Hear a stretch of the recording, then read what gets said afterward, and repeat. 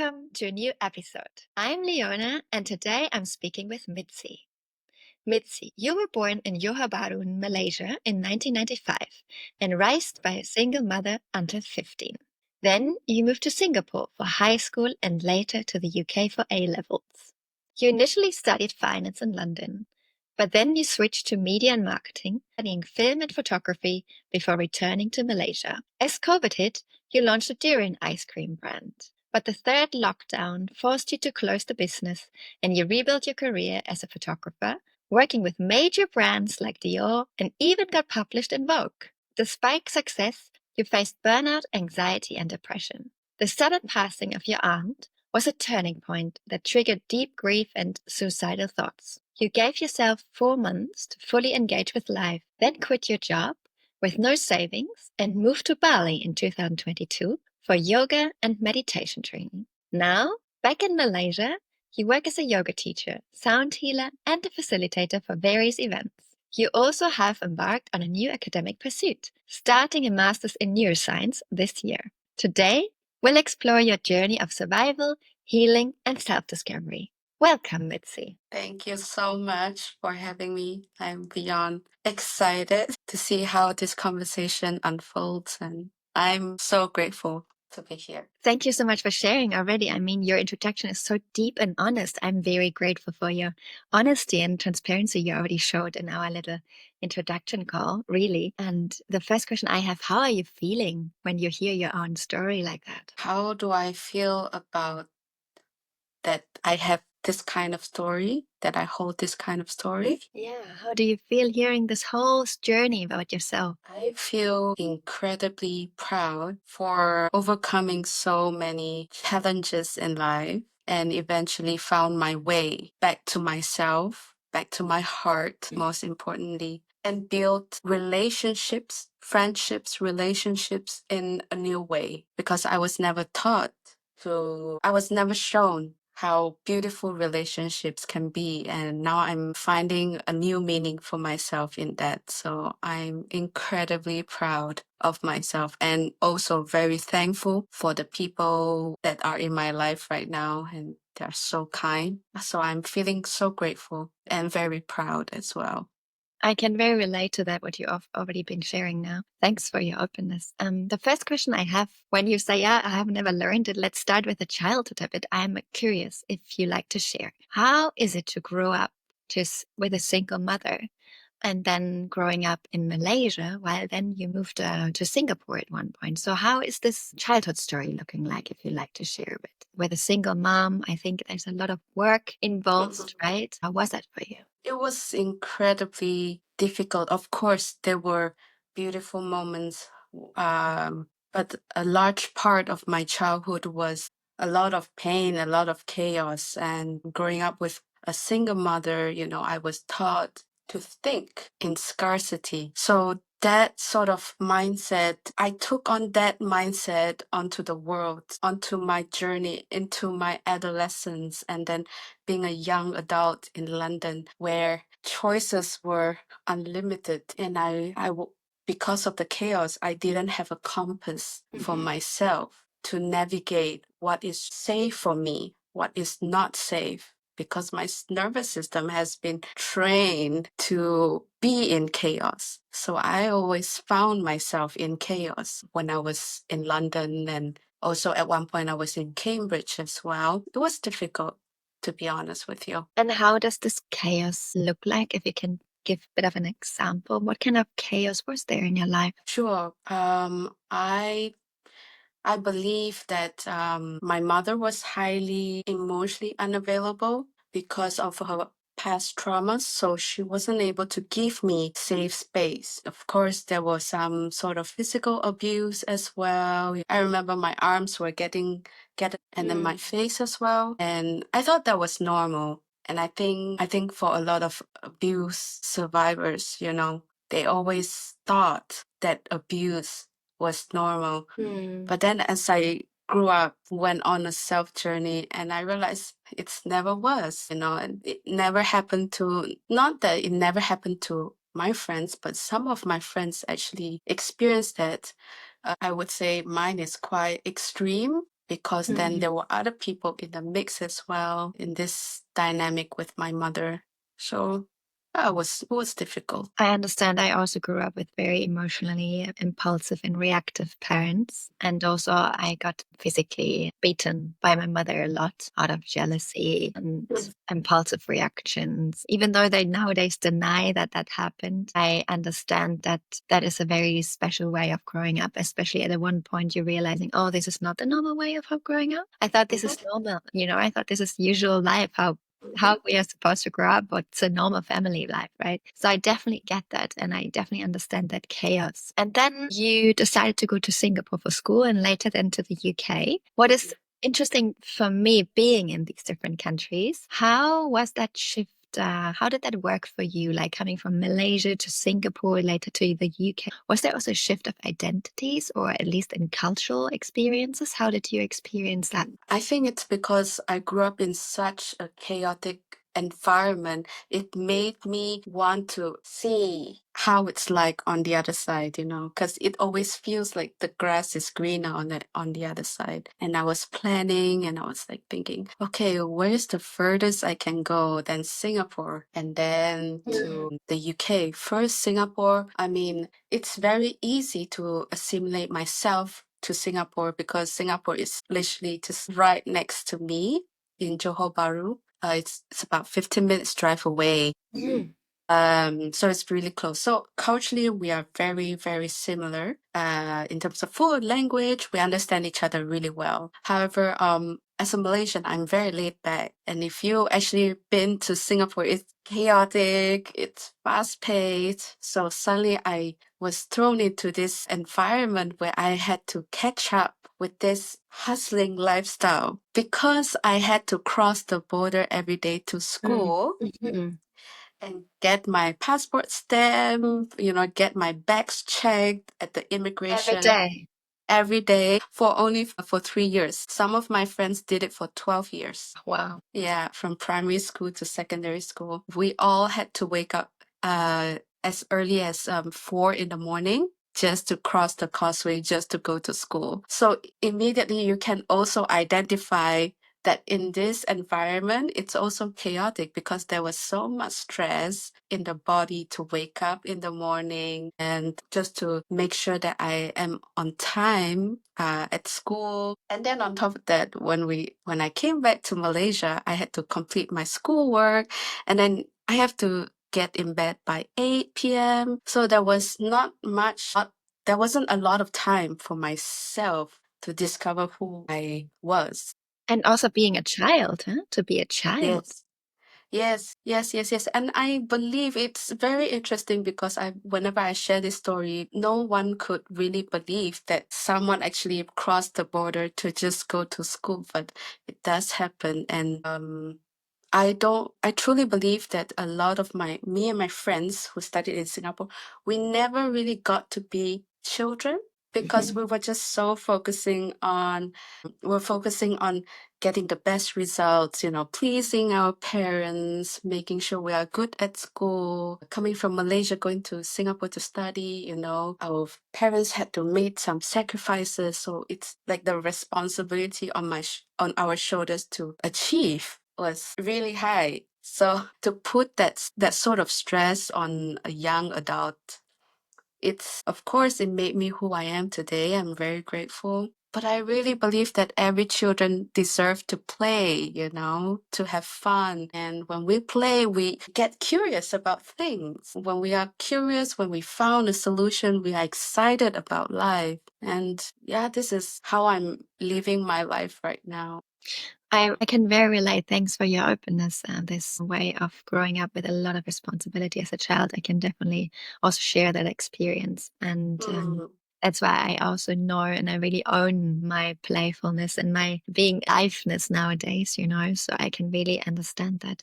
Thanks for sharing. And what was the biggest challenge as a child for you that time? The biggest challenge was feeling belong because never felt like I belong.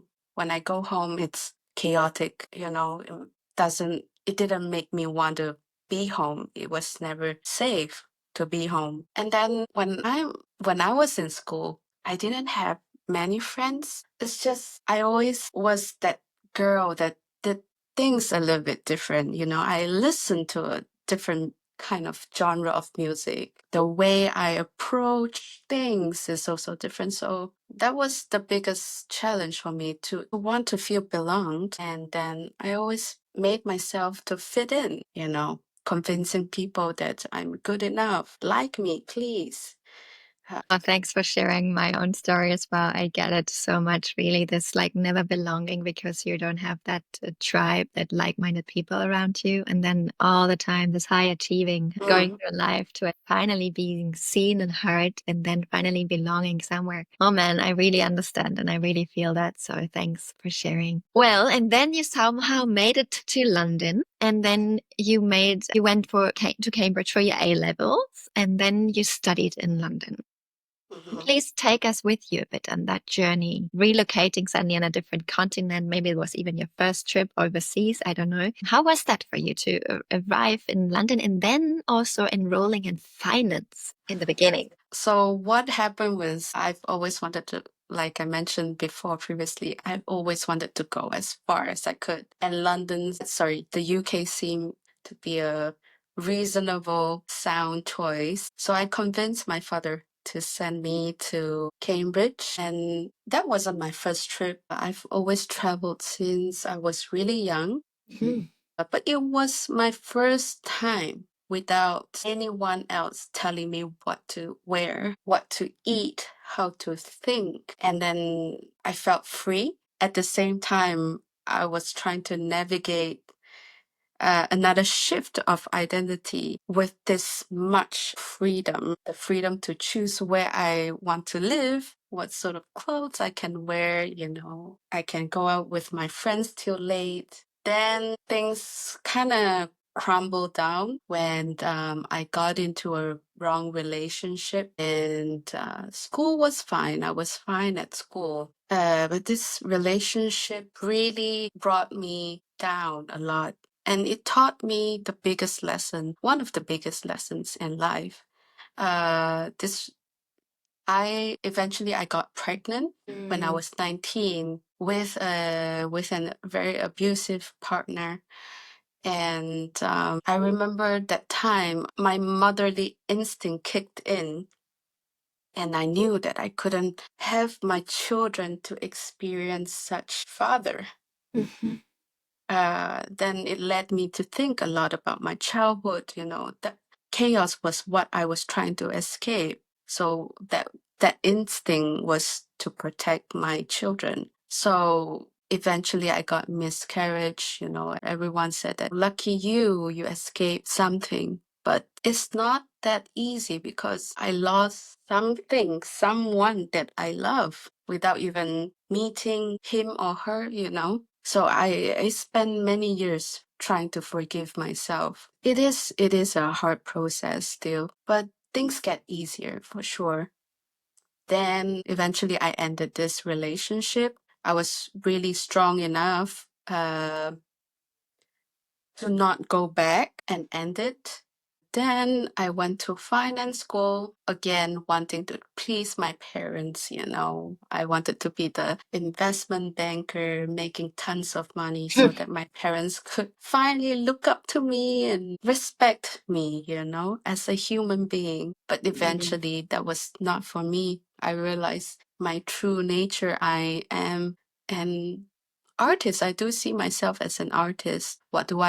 Then I was confronted with an important question. What do I love doing? And I've always loved photography. So I enrolled myself into a degree in media and marketing, and I really enjoyed the course. Then I moved on being a fashion photographer. After that, coming back to Johor Bahru because COVID hit, and I started my durian ice cream.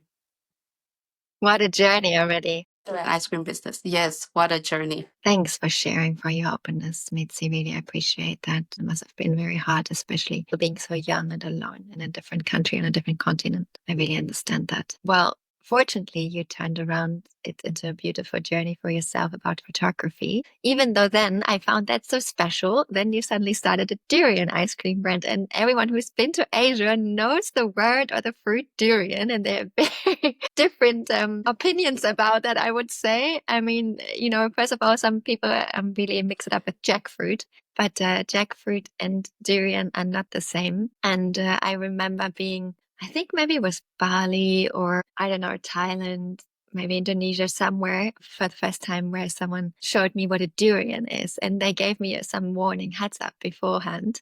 Like, oh, it can really smell. So be careful with what you're eating here or when we're opening the fruit. Yeah, please share with us or with me, how did that shift happen from photography to durian ice cream, especially that famous or not so famous fruit and taste? And please also tell me the lessons or the biggest lesson you learned from starting your own brand, and especially an ice cream brand, like in food and beverage is a completely different sector again, right? So with durian, it's either you love it or you don't. There's always two teams when it comes to durians. Coming back to Malaysia, I still freelanced a little bit in fashion photography, and somehow I befriended this Italian guy.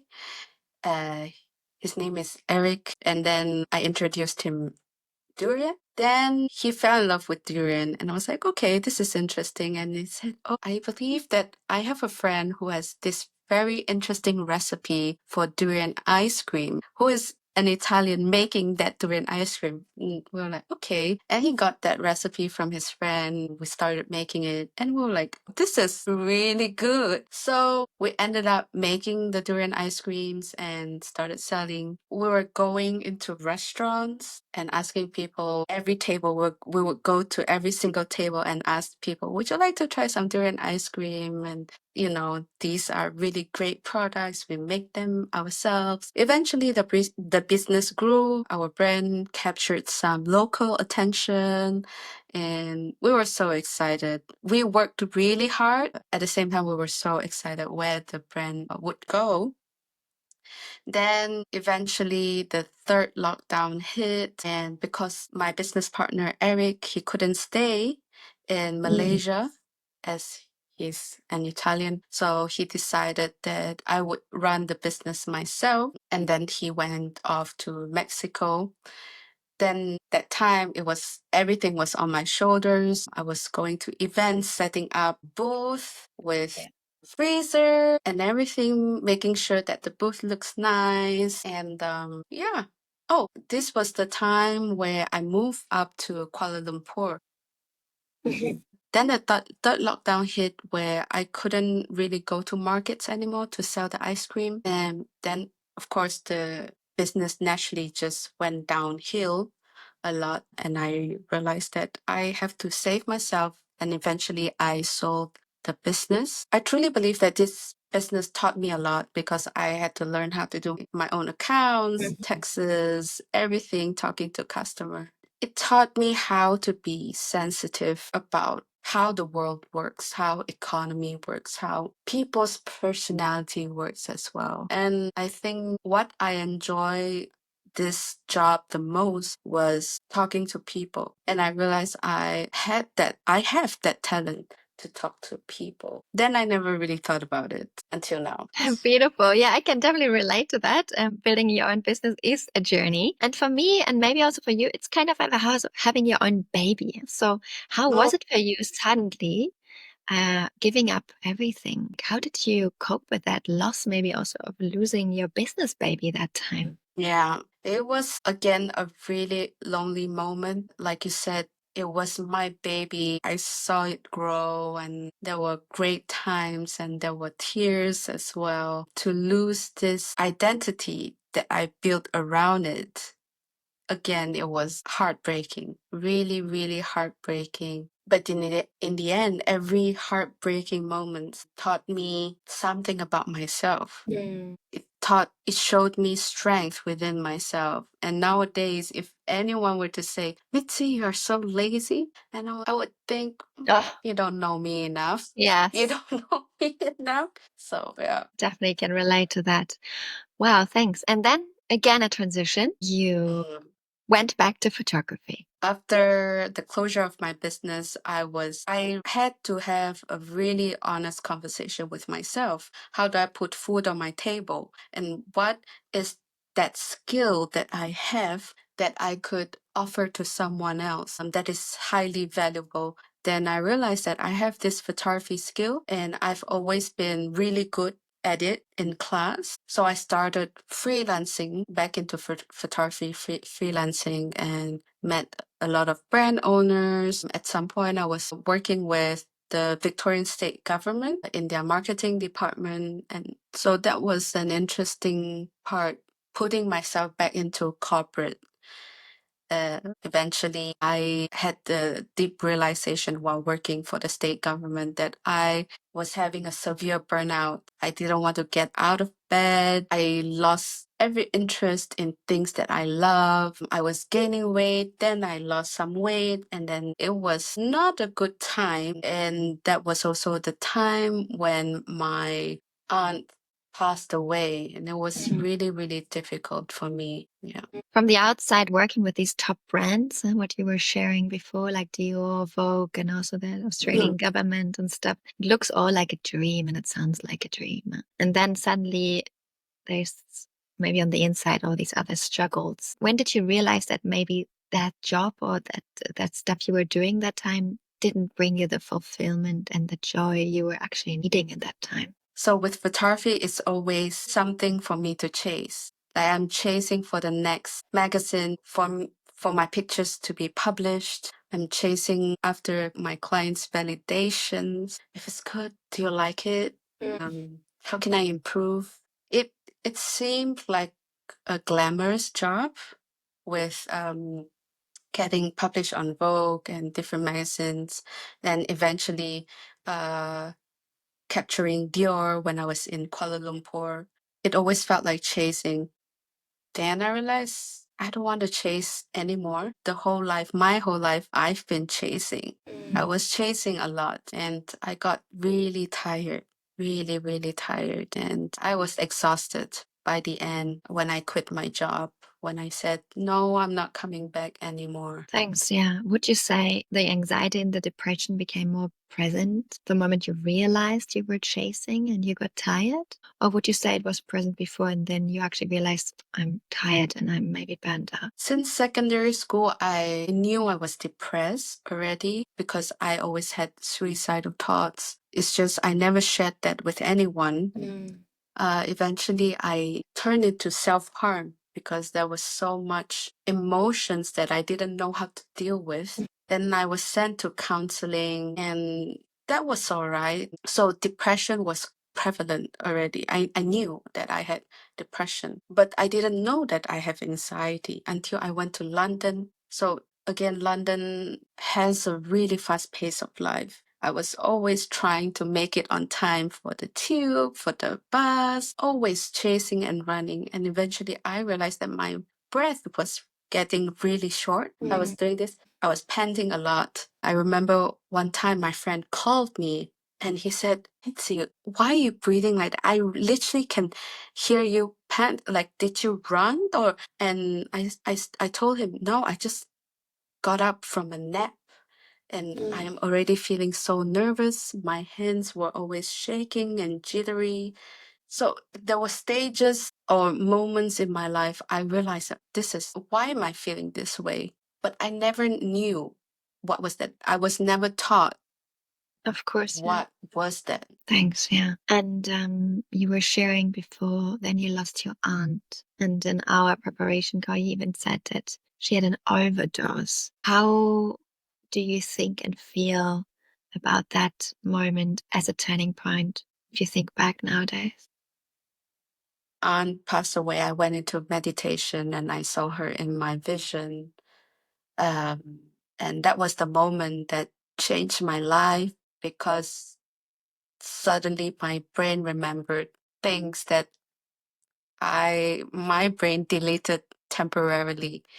And it was very interesting to also see how my childhood was not geared towards success because I was just mentioning just now is that the our nervous system has to be trained to feel joy, to feel happiness, to feel like we can receive. And when you grow up with emotionally unavailable parents or abusive parents, parents who have probably narcissistic disorders, you probably Thanks for summarizing my childhood so well. you you basically were not trained to know how to handle joy or to receive or to actually take in compliments. Um, so I had this big realization that, wow, how come there are people who can receive compliments and I can't? Why? Why is it that I can't receive? And then it was through days and years of meditation to unroot it, go into my subconscious and really understand my childhood, where during my childhood, I was being told that I wasn't good enough, I wasn't pretty enough, I wasn't skinny enough. And so when someone were to compliment me, even when the person, like, he or she meant it, I just couldn't handle it. Immediately, I felt I wasn't good enough for the compliment, and I would try to be modest. Like, oh no, I should lose a little few more pounds, or I should have done better, you know. Um, and eventually I met incredible teachers, teaching how to rewire my nervous system. And I always like to approach um, with that point of view. To understand a person's nervous system, you can really definitely tell a lot about the person's childhood development, the environment that they grew up with.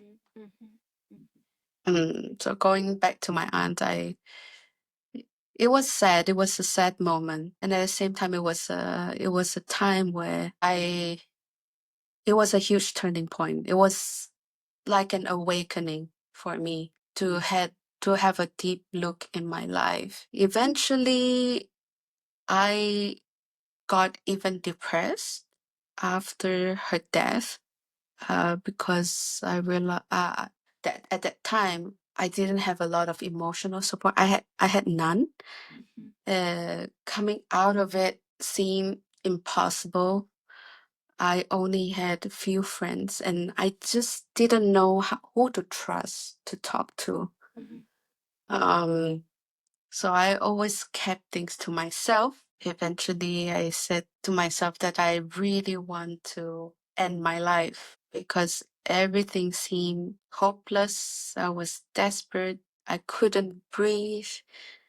I just, how come this idea of success that was, given to me or taught to me just didn't work. It didn't make me happy. Why?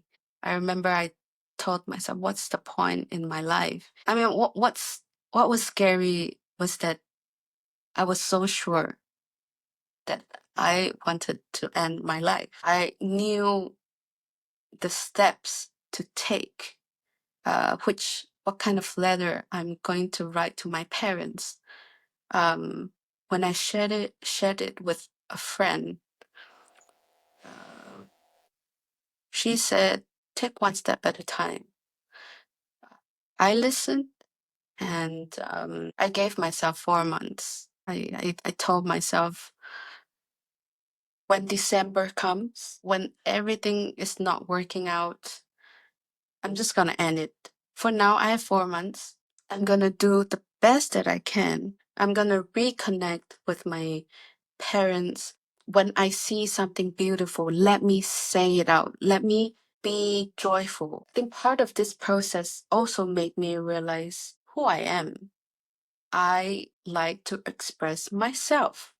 I like to tell you that I'm happy or I'm feeling joyful, but that wasn't allowed at home. I was expected to sit properly, to eat in a certain way. There was a lot of this kind of mental control.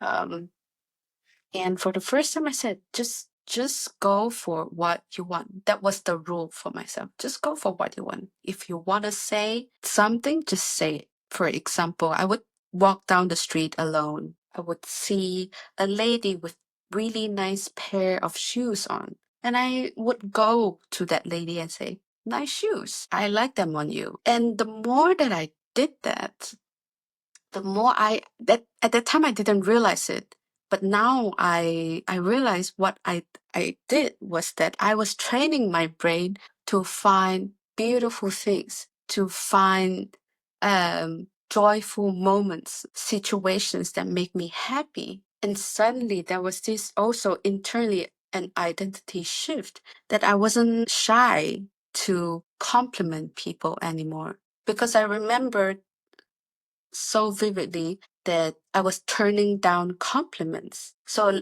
then I told to myself, if I have to know how to receive compliments, let me share it first and trust that the other person's compliments are genuine. When I give out to the whatever in life, I come with a genuine heart, and I trust that whatever comes back to me is also with that sort of intention. So it's a little bit spiritual in that sense, and I took on this challenge for 4 months, and something just clicked in my brain. I altered my brain chemistry, and it's just so simple, but yet so powerful, this practice. Just training myself to do things that I find joy. And it has to come from a genuine place from my heart. And suddenly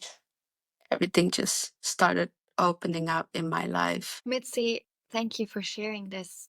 I mean, you really came from a very deep down place, right? And my best friend, she decided to die 2016. She also had several attempts to take her life, and we always were persuading her after a while to stay with us. And in 2016, she jumped from a skyscraper in Berlin.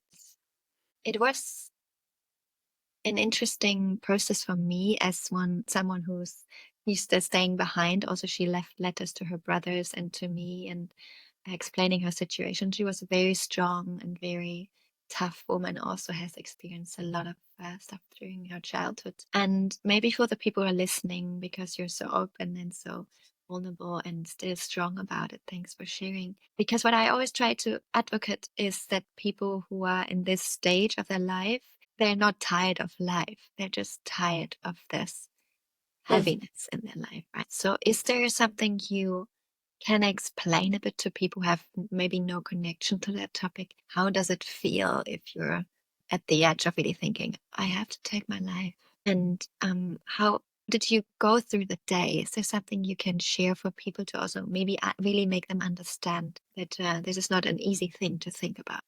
When I was in that place, it was deep, it was dark, it was scary, it was everything that now looking back, I genuinely wish that no one was ever there, because in that place I felt alone, because when I tried to explain myself, it's almost like nobody understood that loneliness. And on top of that, there was this voice inside of my head that can get really nasty, really unkind, and um it, it was difficult. I couldn't shake this voice away. It's part of me. It's still part of me. I wasn't given tools to learn other parts of me. For anyone who's ever going through these dark moments in their lives, I sincerely hope that they find a way for themselves to slow down. That's very important. Slow down intentionally. if you could have slow mornings and breathe, just focus on how you're breathing, intentionally slow down your breathing. That's step number one. And sometimes the voice can come back and drag you down. It's okay. Listen to it. And then when it's done, there's also another voice that's gonna tell you, what if you stayed? The thing that kept me alive was this curiosity, this sense of curiosity. There was always this voice and said, what if things got better? Yeah, I wanted to ask, was there any skill you had that you still made it through? Yeah, it's always this voice. What if things got better? What if you did everything that you wanted? What if you travel around the world? What if you met beautiful people? It's that what if um, that kept me alive till today. And it's whenever I go into a dark place, sometimes it's also difficult. It's difficult to see myself in the mirror sometimes. And I literally have to force myself and look myself in the mirror and say, no, you are beautiful. And, you know, do the best that you can today, step by step. It's a learning journey. It's never an upward trajectory. Sometimes it comes down. What you say now, it's also, of course, some years back, looking back, what is it what you learned the most about yourself in that time? I learned that I have a very soft nature. It's in me. It's something that nobody can take away. But because I wasn't being accepted exactly who I was being told always to speak louder or be happier. Because this soft nature of mine wasn't being embraced, I often felt misunderstood and lonely. Yeah, this journey, it's basically teaching me to see myself in with depth and understand my nature and embrace those beautiful things that I have, the skills, the interests, um, the likes for different things in life compared to the rest of the world. Um, it's it's an interesting journey for me. I'm curious, how are you navigating the passing of your friend? Because for some people, a few people whom I've talked to, they always told me I could have done more. Yeah, and I'm wondering, how was it for you to grieve? Thanks for asking. Yeah, they're very different stages. I Mm. was in, I was actually in Jakarta at that time when it happened. Mm. And I was traveling around the world and we were in very close contact, usually texting a lot. And then there was some days without contact. And of course, I didn't think about anything. And then her brother called me to tell me the truth. And in the beginning, I was in shock. I couldn't really believe what I was hearing. It's like, no, no, no, no, no. It's just a bit of, sometimes a bit of drama, maybe. Yeah, she's not in a good place. Okay, but this is not true. And then, yeah, definitely, there are these different stages where you also think or realize or feel, I didn't do enough. I Mm. wasn't there. Shit, we've been in contact so much. And the last days, I wasn't there for her. It was a lot of regret of Mm. not supporting her in the last moments where she might have needed me so much. And then they're very different stages. Then you also suddenly turn into a very angry person. Like I realized I was very angry. How you could do this to us Mm. and you're leaving us all behind and um, you're just running away and we're still here. And she had young brothers who also had to identify her on the street and it was a very tough situation. We were angry. And then I was just so compassionate. It turned then into compassion again, these different waves where I realized, wow, you must have suffered so much that was your only choice. That was your solution to end your suffering. So I was very compassionate and then also very proud because in the end, I still think it takes a lot of courage to do that. Mm. It takes a lot of courage to do that step. And so it really shifted the different emotions and the different waves and understandings of very different stages of my grieving process. Yeah, and then of course in the end you're grieving, and especially because all her friends were in Berlin, and I was traveling that time. I wasn't part of the funeral or the whole process, so I took her with me in all the different countries I continued seeing, and I had my own grieving process that time.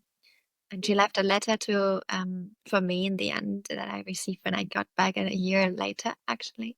And then I visited her cemetery or her grave for the first time, and um, she left a letter to actually share her story, and that she also told me I am allowed, or maybe even have the task to share her story, to touch a lot of people's hearts with her story, and that her death was not without a reason, but really to wake people up that it is important to have nurturing roots during childhood, and having supportive, loving parents and supporting, loving surroundings. So that was, in the end, I turned it around for me. Okay, this is, or at least she turned it around as this, the letter was her task for me, and the stuff she left behind and her meaning she left behind. So yeah, it was an intense moment. And it's so interesting. You don't know. I mean, in my religion or in my upbringing, I have no idea if there's a life after death, right? But the moment, even though I spent times in different ashrams and different religions, for me, the moment she was dead, it was very clear that she was still there. It was very clear for me that I talked to her, that I share things with her, that I show her things. That was very clear to me. So, yeah. Hmm. Thanks for asking. I mean, it's 9 years ago already. Crazy how time has passed. But that's why I think it's important for us to develop the sensibility of understanding people in a different stage and different processes in their life. Yeah. Mm. Thank you so much for sharing. I can, yeah, I can only imagine. No, actually, yeah, it was difficult for me when my aunt passed away, and I was never angry. It was just more like I should have done something. I sh- I could have gone over to see her more often. I could have stopped and just recognize her as a human, her emotions, her feelings. I could have, I should have. Yeah. And I wouldn't say now I have the regret. It's more of nowadays, if I recognize that in someone, that look, um, I'm I take it as almost like a responsibility to relay that to people, that they are never alone. There are people that love them, and let people who love them be there for them. And I think oftentimes when we feel alone, we feel that there's no one around us, there's no one who understands. Um, and I think when those people, when we are in the dark place, we we don't need complicated stuff. All we need is just recognition, acknowledgement. And sometimes you could just sit with your friend, and in silence. And I think that's also good enough. Did you share your process with someone that time? Who was that support that really helped you to get out of that as well? That you did feel belonging and that you did feel connected to someone? Mm. That time was one of my closest friends. At that point of time, she shared a lot of beautiful wisdom, and we shared a lot of things together. Eventually, in your introduction, like you mentioned, I sold everything and moved to Bali. Um, I always felt that there's this calling in Bali, and I was curious what's there. Then I signed up for yoga and meditation teachers training. Then I started hearing stories about very similar childhood, um, people who have people who knew someone who chose to take their own lives. When I hear these stories, I realize, wow, I'm not the only one. Maybe it's trauma bonding there, But at the same time, there's something so precious when you enter a container Hmm. where everyone feels safe enough to share that sort of depth. And I really cherish that. I honor that. And I take it as something so sacred. Eventually, I found a community in Bali through my yoga and meditation teachers training. And I have to say, I I have really good friends who really understand me really well. They know me for not for what I have, but for who I am, and I'm incredibly grateful. And through our mutual friends whom I met in Bali in one of those containers, here we are, um, again connecting with a lot of depth. And this sort of conversation, it's something that I really cherish. It's something that nourished me a lot. Hmm. Yeah, being fully seen and heard is definitely a very healing aspect. So I picture you, coming from that stage of depth and maybe heaviness, and then you telling yourself, okay, these 4 months, I'm giving myself time to get out of this. And then by the end, you decide, okay, I'm going to go to Bali. And then, I've been to Bali several times. And of course, it has also changed over the years. So now there's this, a bit of this yoga, meditation, spiritual bubble, let's say. How was that for you? Were you really ready to dive and integrate into that bubble? Or I can also imagine it can have maybe also kind of an overwhelming aspect. How was it for you to transit and shift into that kind of world? It was a cultural shock. As much as people think I would have cultural shock in London, but no, it's in Ubud. Yeah. Because suddenly, there were people who are walking down the street without shoes on because they want to ground themselves. What, going to aesthetic dance? You're going to a party without drinks, and in the end, we all sit and meditate for 5 minutes. And that's crazy. So these are like those, like you said, the spiritual bubble. Um that I was in. And I, again, another identity shift. Mhm. I didn't try to blend in that much with different groups. Whenever I felt comfortable enough, then I enter to the space. It In Bali, it was interesting. All at the same time, it was freeing as well, because this bubble that I was in, these individuals really taught me that I can just be whatever I want. It's like a blank paper. In Bali, no one knew who I was. So I can now create another new identity. And being in Bali was needed, because being in Bali, the, the slowness, it's something so precious. And it was very healing for my nervous system to adjust to non-chaos, to adjust to peace and ease. Uh, and Bali definitely gave me that sort of growth, um, and also gave me confidence as well, as an individual. And slowly I found my way, and somehow I became more and more confident. And the people that I started to meet, because whenever you enter a yoga or meditation container, what I love about these containers is that the teachers usually wouldn't ask you, uh, where what do you do for your job? Yes, they will ask you where you're from, but somehow we bond through um, stories, personal experiences. And then only, then my circle of friendships start to bloom. And I truly believe, in order to build self-confidence, you need a community. You need a group of people who you feel emotionally safe.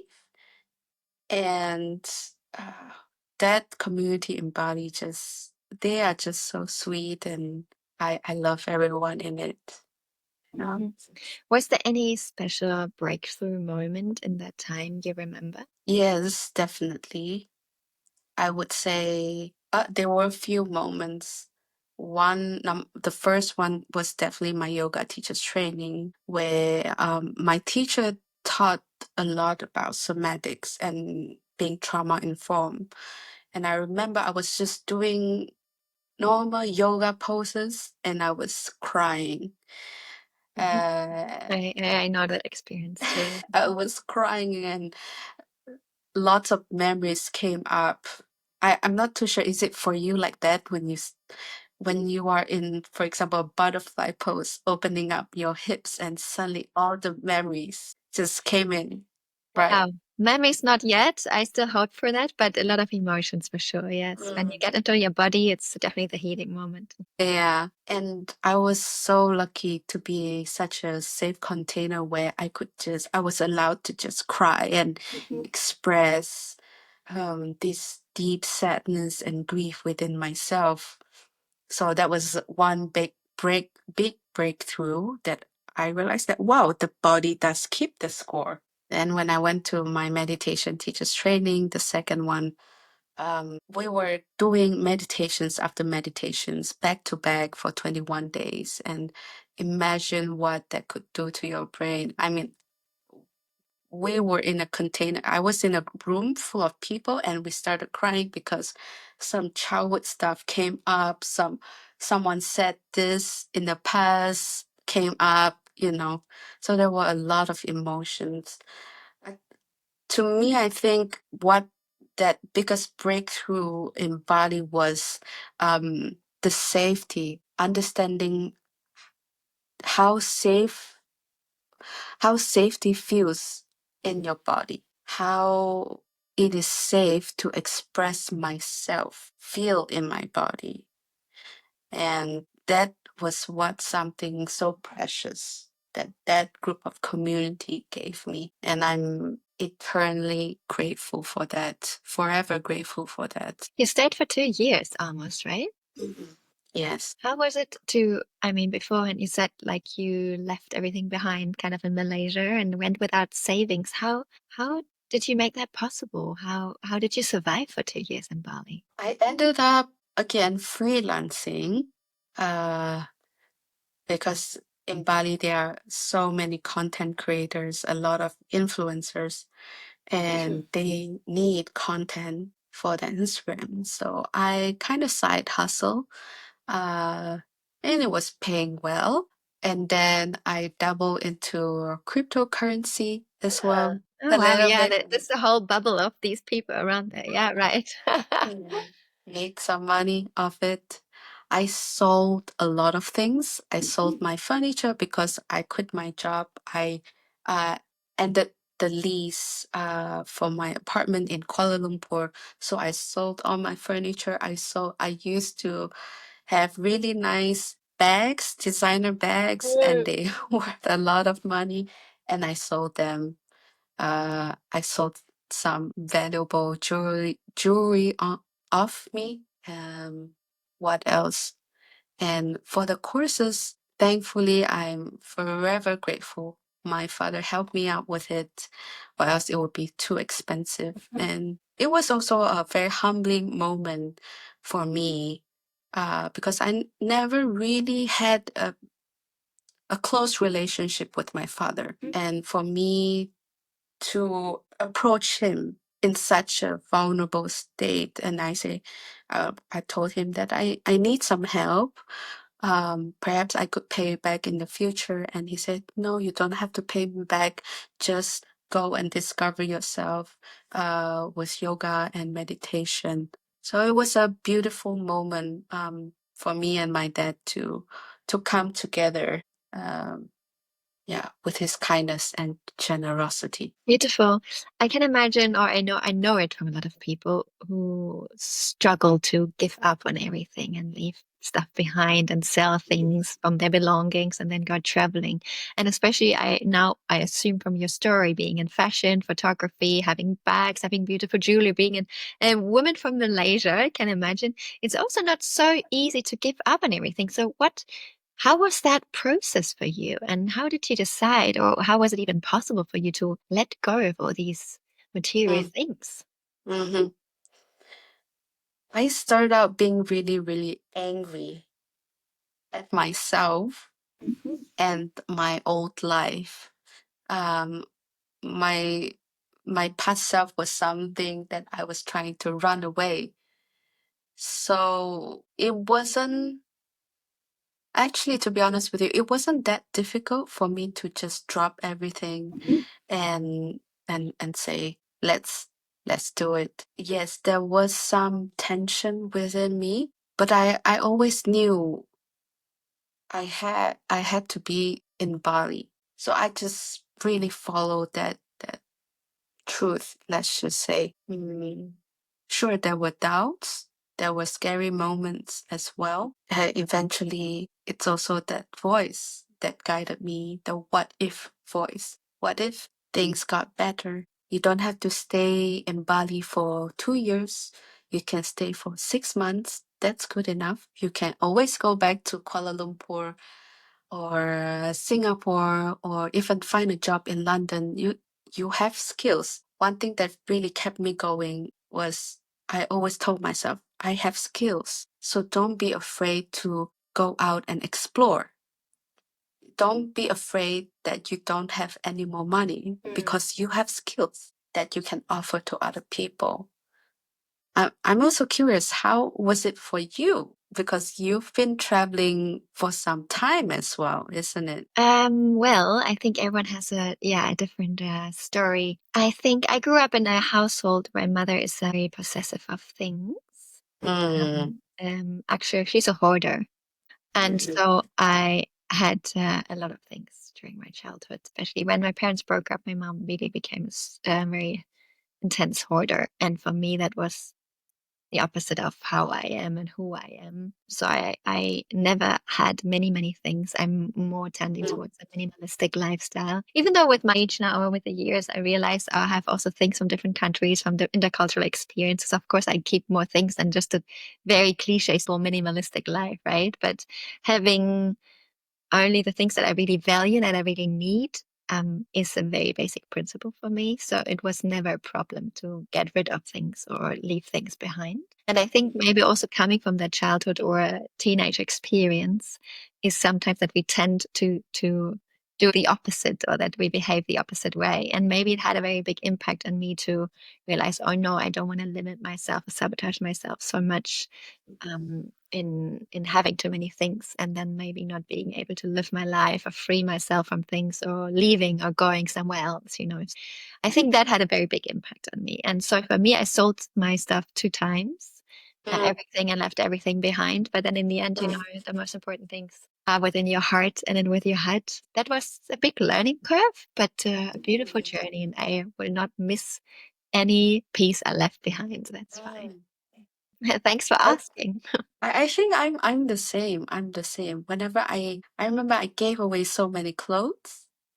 And I would think to myself, wow, and I had really nice clothes, like designer clothes, and I chose not to sell them, but to donate them. And I would just be thinking like, wow, there are people who get to wear these nice clothes that actually I don't want anymore. And that gave me a lot of joy actually to give things away. Because a lot of people they were just like, no, I want this, I want to keep it. So yeah. I definitely understand that journey. Yes, very interesting. Well, um, I will have one more question about Bali, or about your experiences there. Let's say the spiritual practices you also gained and experienced there.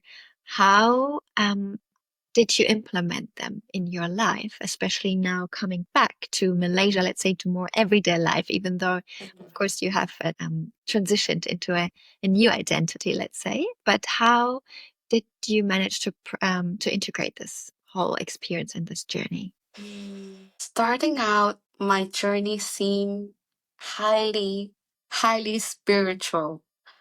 I would I would have rituals. It's beautiful to have rituals. I would burn incense every morning and just offering gratitude to God, source, or the universe, I would go to yoga barn at the wood for yoga every day. But eventually, I all these practices, they are beautiful. All these spiritual rituals, they are beautiful. I Along my path, I met my teacher, Rick Smith, and he really showed me how to be human. He showed me how I can stay calm in a situation full of chaos. And suddenly I felt like I have this superpower. And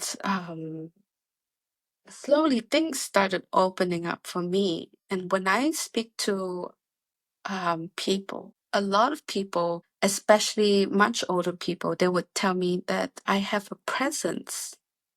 And to me, maybe the presence is being contributed by how calm I can stay in the situation and just be here in this moment with you. And so I don't practice that much spiritual rituals anymore as before. Coming back to Malaysia with this new superpower, somehow people are very intrigued by me. They're very curious. They wouldn't think that I'm Malaysian. They would sometimes guess where I'm from. Are you from the Philippines? Maybe you talk a little bit differently. I wouldn't say I'm having difficult time integrating my new identity back in Malaysia. However, there are parts of me that miss that safe container where people can just go into depth. You know, people can go really deep into conversation.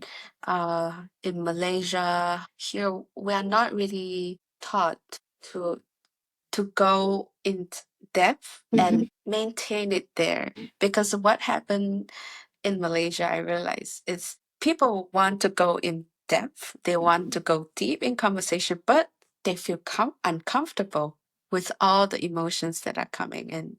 And then immediately they feel like they need to make a Yeah. joke. And then the conversation goes up and then becomes shallow. Yeah, and then they're gone. Bye. Never see them Yes. again. And in the Yeah. end, you can hear, oh, you're too difficult and you're too heavy. All these emotions and all these difficult conversations. Yeah.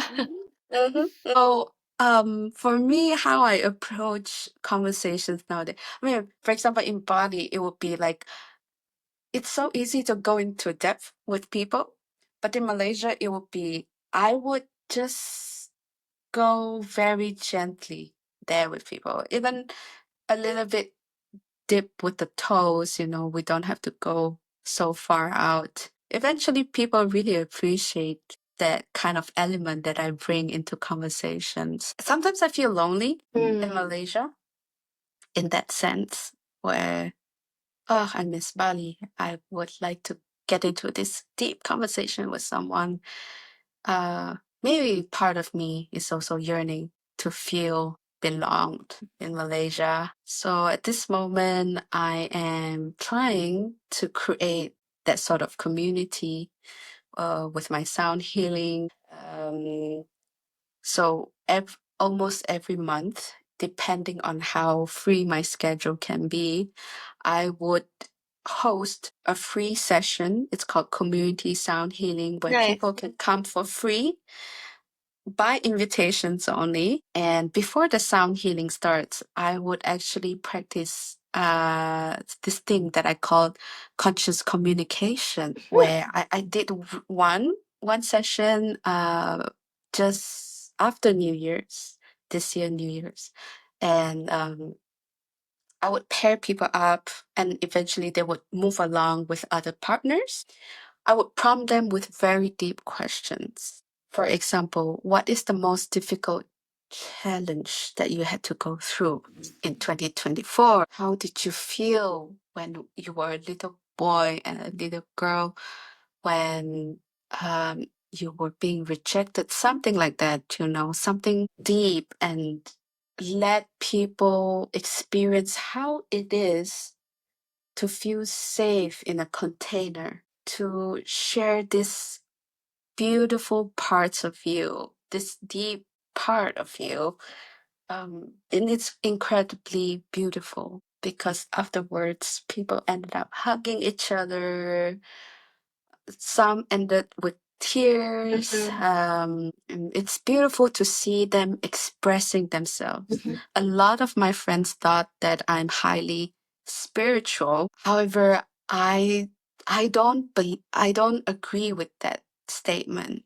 I am an advocate for expression, not spirituality, because I think expression comes first.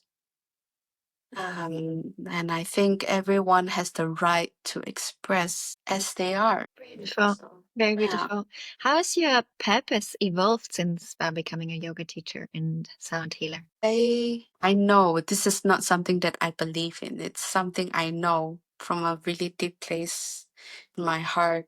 My purpose in this lifetime is to uplift others with my words. Sometimes I feel so honored during a yoga class when I led someone through different poses during restorative yoga and they started crying and there was this new mom. She came to my class and she said, "Wow, it's been so long since I felt this way. I haven't felt this soft." And again, bringing an I needed to understand my true nature, my softness. And when I implement that in my classes, in my sessions, when people feel it, it's like, wow, it's not a job. It's something I find it so fulfilling. It's a gift. It's never a job. And these are the memories that I will keep to the last breath, to my last breath. It's incredibly beautiful. It's so beautiful to see you, how you're smiling and shining and glowing when you talk about that. Yeah, I can definitely understand and also definitely feel what you're sharing here. And that's really part of your journey right now. And then you now also decided to study neuroscience again. So where is that connection for you? Where did that come from? I started, oh, it's because I started meditating during COVID.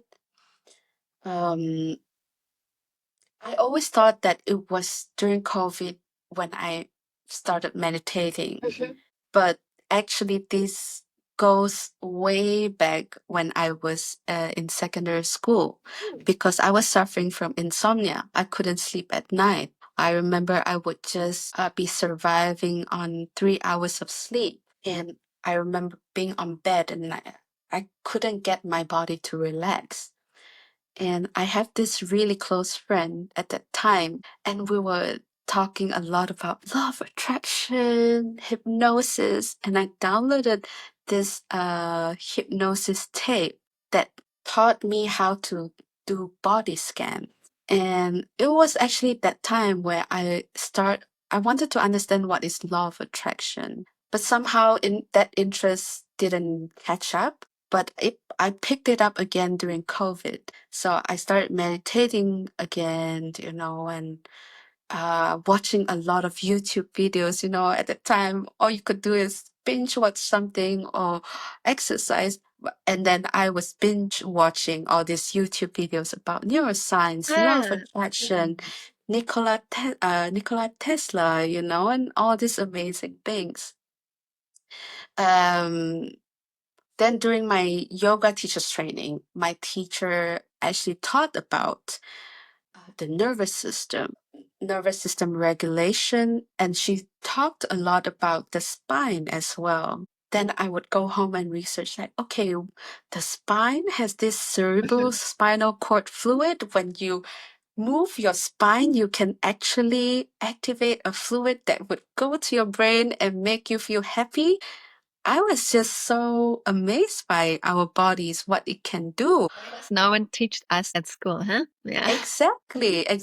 Why no one is teaching us how to regulate our nervous system so that we are more robust. We can handle stressful situations without breaking down. And then I dive into Joe Dispenza. He wrote an amazing book. So eventually my interest in neuroscience grew and grew and grew. Then I told myself, oh, I think I just want to do a course in neuroscience. And I was just Googling, oh, where is that place that can teach me neuroscience? But I do not want to be in London or the US. I want to be somewhere tropical. It just so happened that my current school offers online programs, and it's a Perfect. really prestigious one, and I'm just so lucky and grateful. What's the connection for you between neuroscience and spirituality? Or is there any?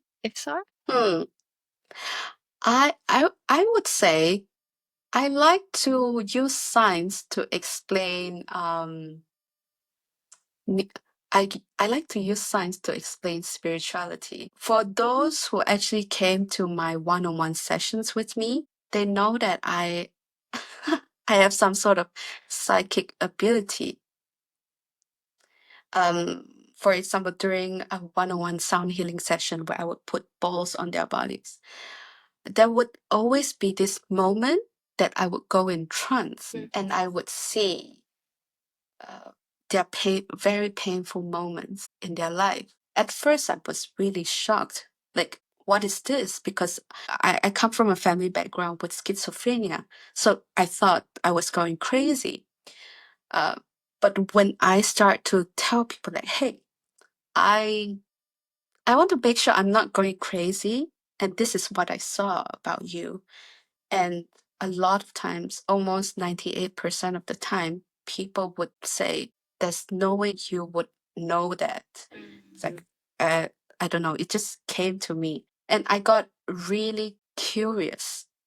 What is that? Because people would think that that is psychic ability. And I am this really, I have a Virgo moon. So I'm highly analytical. I like to be scientific. And when I dive into neuroscience, I read this thing about um, our neural cells actually mirrors the other person. And yeah. So I would say, with your question, I would answer, I am crisscrossing this both elements, spirituality and science, because it's very difficult for me to tell people why I have this ability, and because I don't want to seem like a crazy person. A witch or something. Yeah. Yeah. At the same time, this information, when I, for one moment, I just go out of my body or whatever, uh, these information seem to be so accurate. So where do I get this from? I don't think it's my ability. I think it's something that I picked up from that person's energetic fields that made my neurons go that way. So this is my standpoint. I Right. like to crisscross, Yeah. spirituality and science. Nice explanation. I maybe like to use that for a while in the future, because I think also, I mean, I experienced this myself due to, maybe also very high vigilant upbringing, right? That Mm. there's this other another sense that Mm. is really, seeing and feeling and sensing things in other people. So high accuracy. So I really understand what you're saying. And yeah, thanks. I might use that as a little explanation as well. Do you use this capability, this talent, let's just say, during your sessions? Yeah. It really depends. I mean, I really combine different philosophies, different theories, different approaches through therapy, coaching, systemic approaches, more humanistic psychology, all these different things. So, but in my one-on-ones, definitely, it depends who's in opposite of me, who I'm working with, how they are open in receiving these things. But sometimes, yeah, I definitely also I know it in my surroundings and my personal network and friends or family. um, some things I'm saying they don't like to hear, but at one point they're realizing, oh, she might have been right in some things. Yeah. How So, cool is yeah, that? I know that experience you're sharing. Yeah. Well, we've been talking about so many different ups and downs and transitions now, Mitzi. I'm really, really inspired. I remember I wanted to actually ask you, Serene Tan is your real name, your Malaysian name. Where does Mitzi come? When did it come into your life, or where did it come from? So it's really a funny story. With Serene, a- as easy as it might sound, a lot of people cannot pronounce my name correctly. I was always being called Serena here in Malaysia. Whenever, when you go to a clinic or a hospital, you would have to register your name and then they would call up your name. It's always Serena or Shireen. At one point, I got a little bit frustrated because I wouldn't respond because those are not my names. True. Um, but of course, all this official stuff, I'm still being called Serene. Uh, then at that point in my life also I wanted to create a new identity, and then Mitzi seemed to be, yeah, I like it. I like the sound of it. It sounds very interesting, very unique enough for people to remember my name, and it's easy for people to remember as well. So the name stuck, and yeah, my close friends call me Mitzi, and Identify as Mitzi? I do. If you think back, um, like let's say 20 years back, what kind of advice would you give that 20 years younger, Serene, probably that time, um, about life and about everything you've been through? My advice to my 20-year-old self would be slow down, don't blame yourself so much, and forgive yourself. I needed that, and I wish someone could have told me that. And I wish someone would have told me that everything's gonna be okay, everything's gonna work out, just as long I trust and I believe in myself. Yeah. Walk the road with your head high. Learn to love yourself. Very Truly. touching. Yeah. Thank Thanks. you. Thanks for sharing. Yeah. Um, and as someone who wanted to study finance to be an investment banker, and nowadays working as a sound healer, yoga teacher, meditation teacher, how do you define success for yourself nowadays?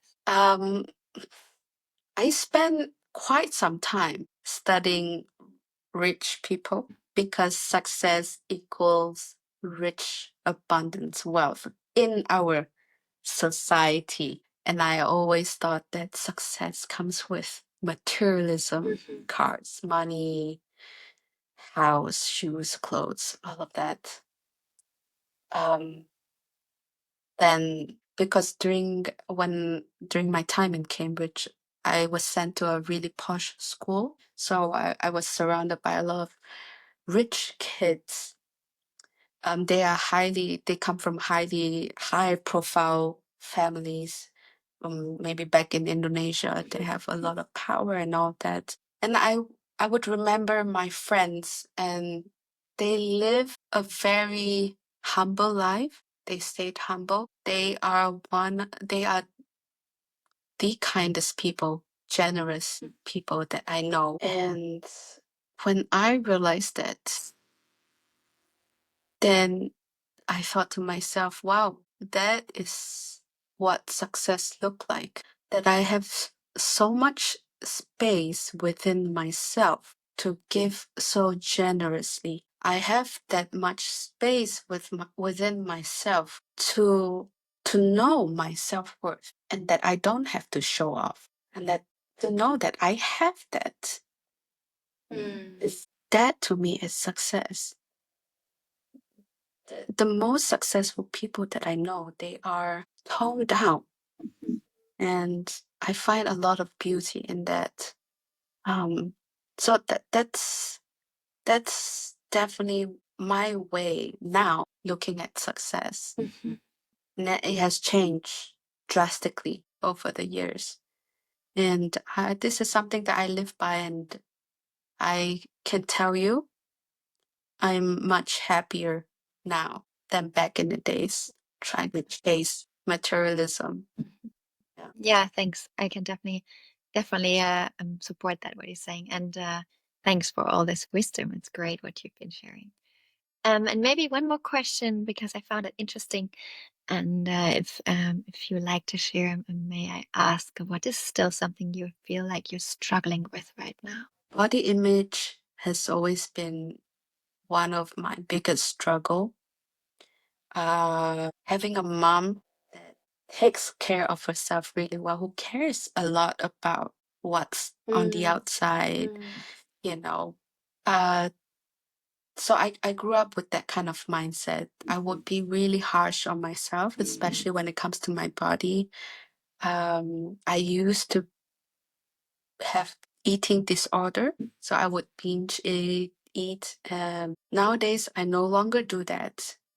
But body image is definitely one hurdle for me in life that still, I'm not struggling with it. At the same time, I am trying to find my peace with it, Mhm. to find that voice that tells me, no, Mitzi, you're beautiful. You know, you are allowed to wear this way. Um, you can eat it, you know, because I think when you have eating disorder, there's always this voice telling you you're not good enough. And I used to, yeah, it's a coping mechanism for me to soothe myself when there wasn't anyone Of around, you course, know. yeah, yeah. Yeah. So definitely, to answer your question, it is about body image for me right now. Yeah. I'm adopting a new whole new lifestyle now. So it will take some time for me to adjust and find peace with it. Thanks for your openness, Mitzi. It was a great conversation. And now when I imagine you sitting there, in your apartment back in Malaysia, studying neuroscience, what is the next step for you? What's coming up? What's coming up? Mm, a lot of things are going on for me. There are different people that want to collaborate with me in terms of sound healing. So this is my focus right now, to spread the word of mindfulness, to teach people to slow down.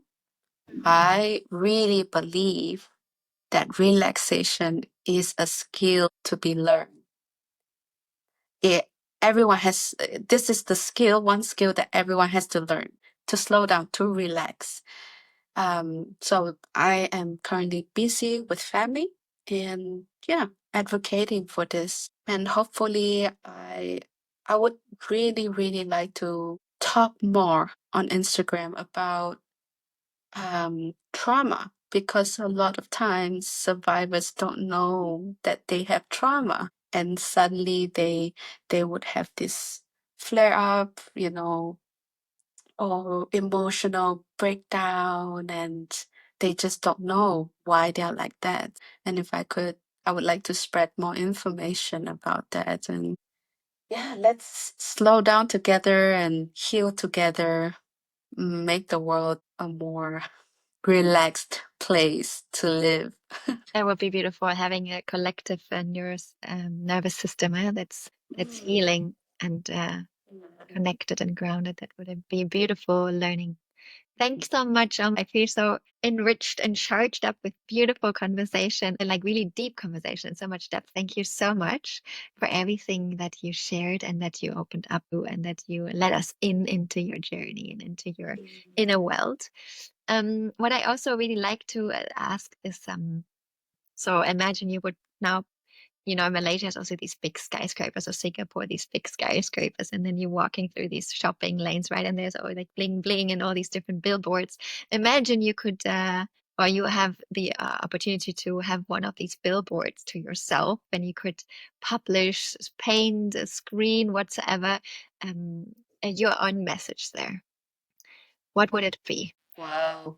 I've never had someone ask me this question before. I would say your past don't define you. You have a chance to create a new version of yourself every day. Because I think a lot of, again, survivors, believe that their past defined them. I used to allow my past to define me, but it was not conducive. Yeah.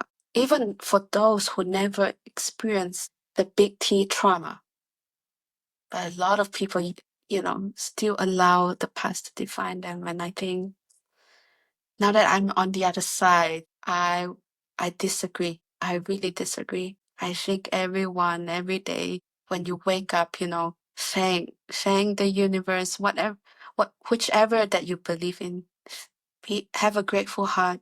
Thank God that you are breathing today, and today we have a chance to do something that you love. Just go do it. As simple as that. Be alive. Yeah, thanks. Very beautiful. I get goosebumps from that. And also being one of those survivors, I definitely know exactly what you've been talking about.